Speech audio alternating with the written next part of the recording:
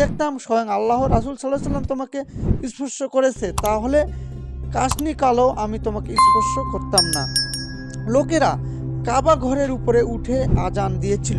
রাসূল সাল্লাল্লাহু আলাইহি সাল্লাম এ সময়ে লোকেরা কাবা ঘরের ছাদে উঠে আজান দিত।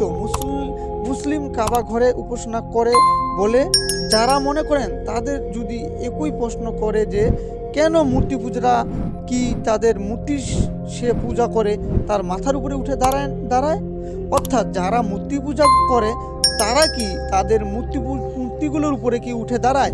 অবশ্যই তারা বলবে না, আমরা দাঁড়াই না। কিন্তু আমাদের মুসলমানগুলো কাবা ঘরের উপরে উঠেও আজান দিয়েছিল নবী সাল্লাল্লাহু আলাইহি সাল্লামের আমলে। তো বন্ধুরা, আজকে এ পর্যন্তই। আবার নতুন কোনো ভিডিও আসার আগ পর্যন্ত অবশ্যই আপনারা ভালো থাকবেন, সুস্থ থাকবেন, আর অবশ্যই চ্যানেলটির পাশে থাকবেন। আর ভিডিওটি ভালো লাগলে অবশ্যই একটি লাইক দিবেন। তো বন্ধুরা, আজকে এ পর্যন্তই। খোদা হাফেজ।